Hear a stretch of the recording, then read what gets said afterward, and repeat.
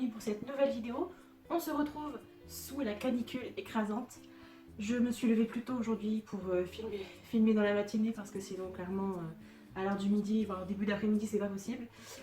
J'ai coupé le ventilateur pour essayer de ne pas faire trop de bruit de fond, mais si jamais j'ai trop chaud je le rallumerai en cours de route, donc pardon d'avance si vous entendez un petit bruit de fond. On se retrouve pour un nouvel update comme je vous l'ai dit dans le titre. Je vais vous présenter 4 livres, donc ce sont mes 4 dernières lectures. Sachant que j'ai déjà avancé quand même avec une 5e que je vous présenterai dans un prochain update. Si vous le savez peut-être, je suis partie une semaine en vacances et j'avais espoir de lire au moins 3 livres pendant mon séjour, on va dire. J'ai clairement pas eu le temps de lire, j'ai lu une heure, à peine une heure, quelques chapitres d'un livre, enfin bref. Toujours est-il que je me suis rattrapée en rentrant et que j'ai quand même 4 titres à vous proposer. Je vais commencer tout de suite avec le plus ancien. Donc je l'ai lu avant de partir en vacances, donc j'espère que je vais assez bien m'en rappeler, mais je pense que oui. Il s'agit d'un Amélie Nothomb avec le fameux Hygiène de l'assassin. Voilà, donc très très connu bien sûr, un de ses titres les plus connus je pense. Et là on va suivre en fait un homme qui s'appelle Prétexta, toujours avec ses prénoms un petit peu what the fuck. C'est un prix Nobel de littérature et cet homme n'a plus que 2 mois à vivre. Il est très très célèbre dans le monde de la littérature donc, et il va accorder en fait une interview à des journalistes, sachant que pour chaque journaliste qui va venir lui poser des questions, il va tellement le déstabiliser, tellement l'énerver que le journaliste en fait à chaque fois il va le renvoyer. Enfin, il va dire en gros faites votre travail correctement, cassez-vous de chez moi et voilà. Ça se présente principalement sous forme de dialogue, quasiment que du dialogue en fait. Je crois que ça n'est vraiment que le tout début où on explique un petit peu le contexte de l'histoire. Ça m'a beaucoup plu parce que du coup il n'y avait pas de temps mort. J'ai bien aimé la chute du roman. Pour ceux à qui ça parle, il y a des références aussi à des auteurs connus, comme Hugo par exemple. Ça m'a bien plu. Qu'est-ce que je peux en dire de plus sans dévoiler l'intrigue parce que sinon je vois pas l'intérêt de le lire. L'écriture elle est très... Elle est assez incisive cette fois-ci parce que le rôle principal, enfin l'homme qui s'appelle Prétexta, est un homme très acariâtre quand même et il est horrible quoi, voilà, il rembarre les gens d'une puissance phénoménale jusqu'à ce qu'en fait il y a une journaliste qui va le déstabiliser, qui va entrer dans son jeu et ils vont avoir des espèces d'échanges un peu ping-pong comme ça, où elle va le questionner beaucoup sur son passé, sur son enfance. Et de là après on va découvrir vraiment ce qui s'est passé dans sa vie et cet homme. Et voilà, ça m'a vraiment beaucoup plu. Pour l'instant, je n'ai pas encore trouvé de titre qui détrône Acide sulfurique. Pour moi, c'est celui que j'ai préféré pour l'instant d'Amélie Nothomb, sachant que je ne les ai pas tous lus encore évidemment. Je pense que vous avez vu dans ma dernière vidéo, que je vous remettrai juste ici en petit i, le book haul que je vous ai fait donc avec les titres d'Amélie Nothomb que j'ai acheté dernièrement. D'ailleurs, j'en ai lu un autre aussi pour cette vidéo, vous allez voir. Bref, j'ai vraiment bien aimé, mais vraiment le contexte acide sulfurique, ça m'a vraiment beaucoup plu. Alors, je sais pas, c'est peut-être l'histoire, le fait que ce soit un peu une critique aussi de la société moderne. Enfin, bref, j'essaierai de vous renvoyer, tiens, en nouvelle i, juste ici, vers l'update où je vous parlais justement de ce titre d'Amélie Nothomb, à savoir Acide sulfurique. Celui-là quand même arrive dans les premiers que j'ai préférés, donc juste après Acide sulfurique, je pense que je le mettrai en deuxième. Je vais passer tout de suite à la seconde lecture de cette update, donc encore une fois d'Amélie Nothomb. C'est pas forcément l'ordre dans lequel je les ai lus, mais autant en finir tout de suite avec Amélie Nothomb. Là, on est sur la nostalgie heureuse. Donc celui-ci, je vous l'ai présenté rapidement dans la vidéo précédente. Je n'avais aucune idée de ce dont quoi ça parlait parce que, comme vous le savez peut-être, à chaque fois sur le dos des couvertures, on a vraiment juste une petite phrase. Il me semble que c'est différent, voilà, pour les formats poche, on a quand même un résumé un petit peu plus puissant. Mais ça me dérange pas en fait parce que j'aime bien être surprise, donc voilà, pourquoi pas. Sachant que c'est des livres assez courts en plus, donc bon, pire si on n'aime pas, c'est pas grave. Là, on est sur quelque chose d'autobiographique. On va suivre Amélie Nothomb lors de son retour au Japon, car on apprend qu'elle a vécu au Japon pendant très très longtemps. Son père a été, alors que je ne m'embrouille pas, Vous savez, les espèces de... pas le consulat, c'est quoi le nom déjà? Oui. Il était à l'ambassade belge au Japon, donc il a représenté la Belgique, parce qu'Amélie Nothomb est belge. Donc on apprend plusieurs choses sur son passé, j'ai trouvé ça très intéressant. Elle va faire un voyage donc, au Japon pour retrouver ses racines, pour retrouver, elle va retrouver son école dans laquelle elle est allée, sa nourrice qui l'a élevée jusqu'à ses 5 ans ou 6 ans je crois, je ne sais plus quand est-ce qu'elle est partie. On découvre aussi également un ancien amant. Alors j'aurais aimé savoir en fait que ça allait être un peu autobiographique et lié à un autre titre qui est Ni d'Ève ni d'Adam, que je me suis procuré, que je n'ai pas encore lu. Parce qu'apparemment dans ce titre-là, elle va nous parler un peu plus en détail de sa relation avec cet homme. Donc au Japon, ouais je crois que c'est au Japon, enfin je sais plus trop, enfin, vous verrez bien comment ça s'est goupillé, hein, parce qu'ils se sont croisés un petit moment quand même dans leur vie. J'ai trouvé ça très intéressant. Après, comme je vous dis, c'est pas trop de la fiction, donc enfin... En plus, ce qui est drôle, parce qu'au dos, elle dit tout ce que l'on aime devient une fiction. Donc, je vous laisse méditer sur cette phrase. En gros, voilà, elle va en fait faire une sorte de point sur sa vie, parce que là, on la retrouve, elle avait la quarantaine, je crois un petit peu plus que 45 ans, je crois. Et elle va comprendre en fait certains points de son passé. On a également des faits qui nous sont donnés et ça nous explique en fait un petit peu son caractère, la façon dont elle évolue dans sa vie d'artiste et d'auteur, si je peux dire ça comme ça. Parce que pour moi c'est un vrai personnage, Amélie Nothomb, hein, il y a tout un truc autour d'elle, je trouve. Que dire de plus? Si vous voulez commencer avec Amélie Nothomb, ne commencez pas par celui-là, je pense, parce que comme je vous dis, c'est quelque chose d'autobiographique, donc ça ne plaît pas forcément à tout le monde. Il se passe rien d'exaltant dans ce livre, on va juste voilà, la suivre à plusieurs petits voyages, plusieurs petites escales durant son voyage au Japon, jusqu'à son retour en France. Qu'est-ce que je peux dire de plus encore?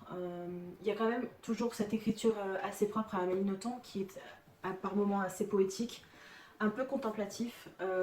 Moi ça me plaît parce que justement le livre n'est pas trop long. Si je dis pas, voilà, si le livre faisait 300 ou 400 pages, peut-être que ça me dérangerait un petit peu. Mais là, ça m'a pas dérangé pour celui-là. C'est complètement différent de ce que j'ai pu lire d'Amélie Nothomb pour l'instant, parce qu'évidemment, c'est autobiographique. Même si elle nous dit qu'à la fin, tout ce que l'on aime devient une fiction, mais bon, ça, c'est par rapport à, voilà, c'est par rapport à l'image de son ex-amant qui a changé vis-à-vis d'elle. Enfin, voilà, pour ceux qui ont lu, peut-être que vous comprendrez. D'ailleurs, n'hésitez pas à me dire en commentaire si vous avez lu ce titre, donc La nostalgie heureuse d'Amélie Nothomb, ce que vous en avez pensé surtout, je serais curieuse d'avoir vos retours là-dessus. Je vais passer sans plus attendre aux deux derniers titres pour pas, pour pas faire durer la vidéo trop longtemps. Pardon. Alors, petite dédicace à Sabrina, car je pense qu'elle a eu une sorte de coup de cœur pour ce livre, ou qu'elle a en tout cas fortement aimé. Il s'agit de L'Orangerie de Larry Tremblay. Je vous le mets juste ici. Voilà. J'ai beaucoup aimé cette lecture. Pour moi, ce n'était pas un coup de cœur parce que, ben, je sais pas, j'étais séduite, mais j'ai déjà été plus bouleversée par un livre que celui-là, notamment avec Ensemble c'est tout d'Anna Gavalda ou même par des Virginie Grimaldi qui m'ont plus, qui ont touché une autre corde parce que le sujet est clairement, ça n'a rien à voir avec, avec du feel good, mais je sais pas, c'était dur comme histoire, c'était émouvant, mais j'ai pas été toute retournée. Enfin, voilà, je suis quand même consciente que ça existe, que ça a existé, que ça existe encore, que ça existera malheureusement toujours peut-être. On espère que ça s'arrêtera un jour. On suit ici une famille, donc on est dans un pays du Maghreb, on ne nous dit pas lequel, il ne me semble pas qu'on le dise, avec une famille de 4 personnes, donc les parents et 2 frères, ce sont des frères jumeaux. On a Ahmed et Aziz qui sont tout jeunes. Alors, je pense qu'on ne nous dit pas leur âge. Vraiment, je me rappelle vraiment plus quoi. 9 ans, peut-être 10 ans, je sais pas. Ça m'a un peu passé au-dessus de la tête. Toujours est-il, c'est que voilà, ils sont de toute façon très jeunes et ils vont être séparés parce que un des 2 frères va devoir se faire exploser à un endroit bien précis qui va être demandé dans l'histoire. Alors c'est très dur comme histoire quand même parce que on rentre tout de suite dans le vif du sujet, voilà, c'est-à-dire que tout de suite on voit la relation en fait des 2 frères qui sont très proches, très fusionnels. la relation qu'ils avaient aussi avec leurs grands-parents, qui était aussi important pour eux. Car dès le départ, enfin, c'est pas un spoil, dès le départ du livre, en fait, il y a une bombe qui va venir s'écraser sur la maison de leurs grands-parents et leurs grands-parents vont mourir. Donc déjà, les petits, ils vont malgré tout devoir grandir assez vite. Ils vont se rendre compte, si ce n'était déjà le cas, des atrocités de la guerre qui fait rage dans leur pays. Euh, et à côté de ça, on a deux parents, donc le père et la mère, qui sont, comment dire, peut-être même plus le père, dévoués à leur cause, à leur religion, à leurs croyances, même si à aucun moment on nous dit, on nous parle de... Comment, c'est très délicat à expliquer en fait parce qu'on sait ce qui va se passer. Le père est conscient qu'un homme va venir lui demander de sacrifier un de ses fils pour qu'il se fasse exploser comme un kamikaze avec une ceinture d'explosifs en plein milieu d'autres personnes.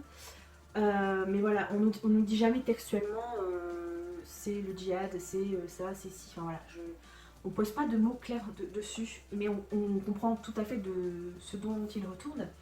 Que dire de plus? C'était assez bouleversant dans le choix en fait de l'enfant. Parce que vous verrez, je vais pas vous dire l'histoire, sinon ce serait spoiler carrément le truc, je veux pas l'intérêt.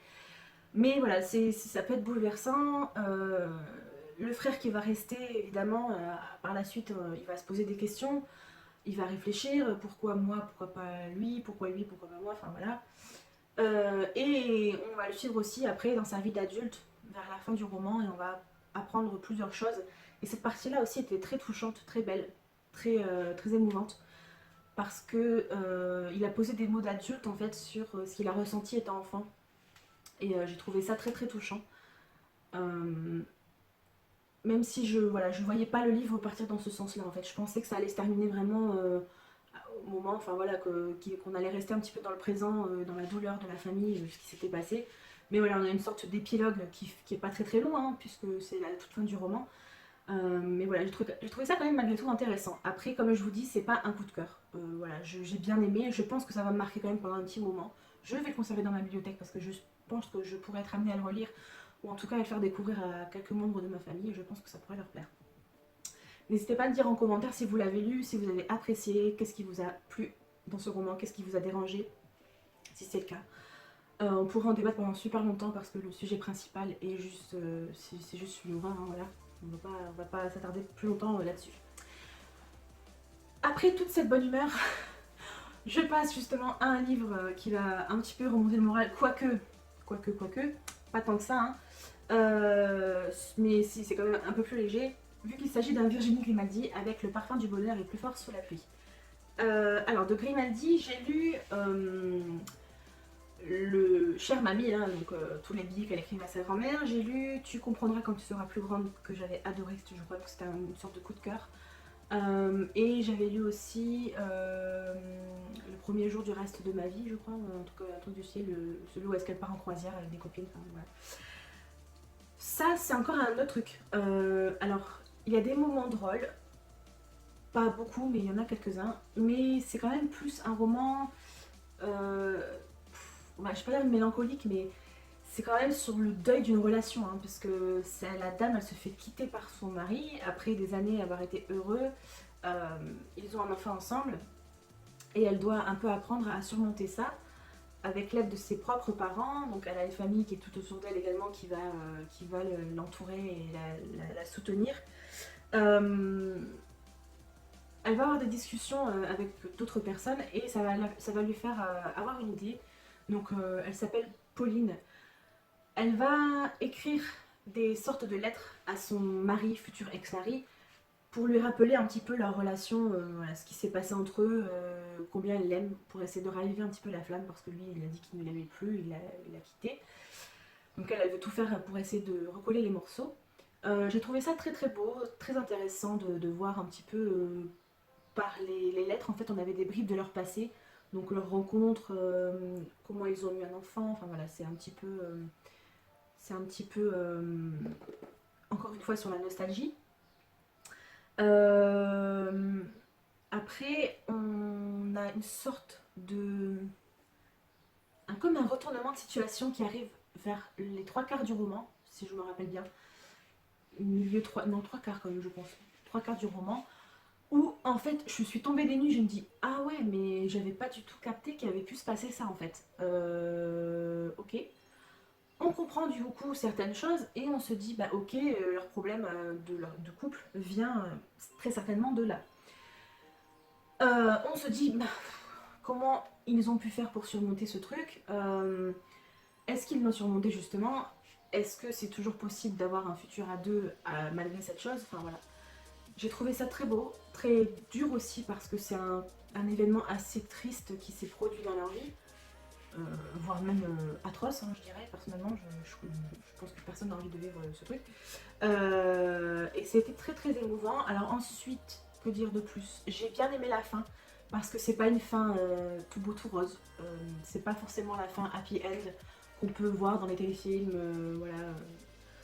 Hein, vous avez peut-être compris hein, ce qui va se passer dans le roman. En même temps, c'est pas évident de donner son avis sans forcément dévoiler quelques petits trucs sans vraiment les citer. Mais bon, bref, je m'embrouille un peu pour ce livre parce que ben, voilà, j'ai passé un bon moment.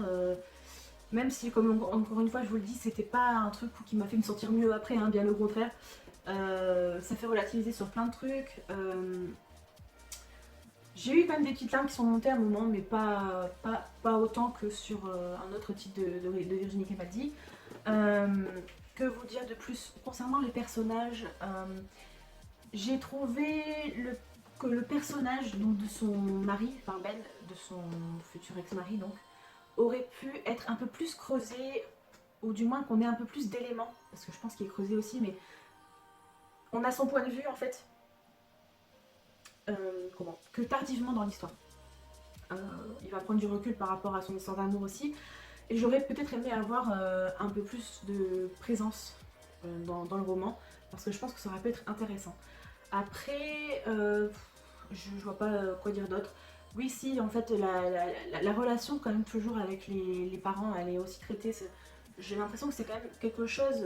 Enfin, je sais que c'est quelque chose qui est important pour Virginie Grimaldi parce que dans ses posts sur Instagram, etc., elle parle très souvent de sa famille, de l'importance d'être entourée par les gens qu'on aime, voilà. On sait que ses grands-parents et ses parents sont très importants pour elle, enfin, comme beaucoup de monde, hein, voilà. Après, il y a des familles qui sont pas forcément soudées, ou pas forcément démonstratives, ou pas forcément hyper proches, enfin voilà. Après, chacun a sa famille, chacun a la famille qu'il a. On ne juge personne, mais je trouve que ça se ressent vachement dans ses romans, en fait, qu'elle accorde beaucoup d'importance à la relation avec ses aînés, avec les parents ou les grands-parents. Et ça, c'est quelque chose qui me plaît beaucoup chez elle. Et je sais que ça va être encore le cas dans les 2 derniers qu'elle a écrits, hein, forcément que je ne les ai pas encore lus, donc Il est grand temps de rallumer les étoiles et Quand nos souvenirs viendront danser, parce que voilà, on parle pour l'un d'une relation d'une mère avec ses 2 filles et pour l'autre de relation de gens du 3e âge. Donc voilà, et c'est aussi un sujet qu'on avait déjà abordé dans Tu comprendras quand tu seras plus grande. Ah voilà, je trouve quand même que c'est souvent au centre de ces romans et moi ça me plaît vraiment beaucoup. N'hésitez pas à le lire si vous ne connaissez pas encore Virginie Grimaldi, enfin ça me paraît improbable, mais je pense que si vous aimez le contemporain, le roman assez proche auquel on peut s'identifier, je pense que ça pourrait vous plaire. Après, comme je vous dis, c'est pas le plus joyeux de ces titres, hein, clairement, mais ça fait du bien à lire quand même parce qu'on relativise sur beaucoup de choses et ça nous fait prendre du recul sur pas mal de trucs aussi. Voilà, je vais m'arrêter là. J'essaierai de vous mettre en commentaire les 4 liens vers mes critiques écrites sur Babelio pour que vous ayez peut-être quelque chose de plus concis, encore une fois, et que vous puissiez aller voir les résumés ou aller voir d'autres avis aussi, hein, ça peut toujours être intéressant. Pour ma part, je vais essayer de rester un petit peu à la fraîche aujourd'hui. Je vais remettre le ventilateur en route. Et si je peux aller me baigner, ce serait pas mal. Alors, la journée la plus chaude, c'était hier. On est quand même monté à 45 degrés hein, à Londres. Donc autant dire qu'on se liquéfie. Là, je me suis un peu... Enfin, je me suis apprêtée pour la vidéo, mais clairement, quand il fait 40 degrés, je me maquille pas. Hein. Je suis comme vous, hein, je transpire beaucoup. Et si on se maquille par une chaleur pareille, c'est dégueulasse, quoi. Enfin, on est d'accord. Hein. Ça, c'est encore c'est un autre sujet.